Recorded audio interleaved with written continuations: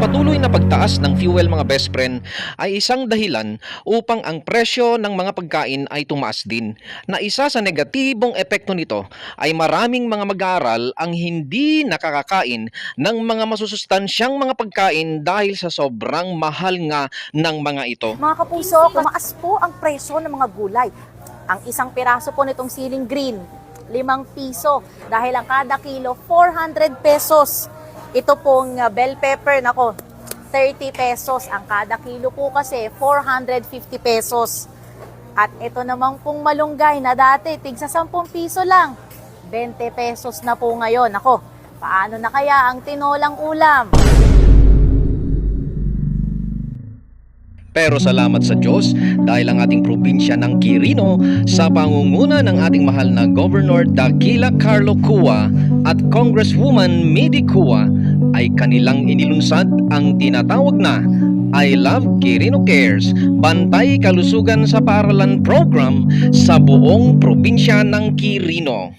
At ating ngang binisita at sinubaybayan ang Aglipay West Central School Integrated SPED Center, Zamora Elementary School, at ang Cabarugis Central School Integrated SPED Center patungkol sa programang ito. Ang pamahalaang panlalawigan ng Quirino ay sabay-sabay nga na inilunsad sa 173 na elementary school sa buong probinsya ang pinakabago nitong programa na I Love Quirino Cares, Bantay Kalusugan sa Paaralan Program, katuwang ang Schools Division Office para tiyaking handa at malusog ang mag-aaral sa elementarya sa buong probinsya ng Quirino mga best friend, kung saan aabot sa 27,429 na mag-aaral sa elementarya sa buong probinsya ng Quirino ang magbebenepisyo sa nasabing serbisyong pangkalusugan mga best friend. Ito ay isang programa para maiwasan ang pagkakasakit ng mga bata dahil sa malnutrisyon. Ang mga guro, maging ang mga magulang ng mga bata ay pinagtulong-tulungan ang paghahanda ng mga pagkain kung saan kanilang iniluto ang masarap at nakakabusog na lugaw na may kasamang manok at itlog mga best friend. Ang feeding program na ito ng probinsya ng Quirino ay isang trial pa lang. Ito ay activity at ginawa bilang paghahanda sa full blast na implementasyon ng nasabing programa, kung saan ang programang ito ay magiging araw-araw na ang implementasyon nito na pagpapakain sa lahat ng mga mag-aaral na nasa elementarya upang matiyak na ang mga mag-aaral ay handa, malusog at busog habang sila ay nag-aaral. Ang programang ito ay bahagi ng patuloy na pagpapalakas ng serbisyong panlipunan sa ating lalawigan sa ilalim ng inisyatibang isinusulong ni na Governor Daquila Carlo Cua at Congresswoman Midi Cua para sa kapakanan ng bawat batang mag-aaral ng Quirino Province mga best friend.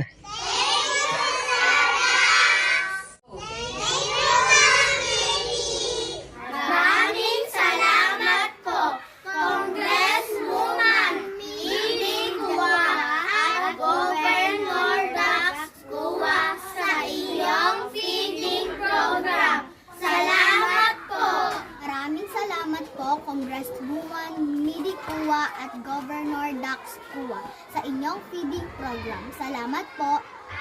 Salamat po, Congresswoman Midi Cua at Governor Dax Cua sa inyong feeding program. Salamat po. I want to say thank you to our Congresswoman and Governor for their feeding program. Thank you. On behalf of the staff of AWC SISC, kami ay nagpapasalamat sa ating butihing governor at sa kanyang asawang si Congressman Midi Cua. Sa kanyang binigay na feeding ay napakain niya ang aming mga pupils na 467. Malaking tulong po ito para sa kalusugan ng ating mga mag-aaral. At sana po ay tuloy-tuloy na po sana ito na mangyari sa ating paaralan.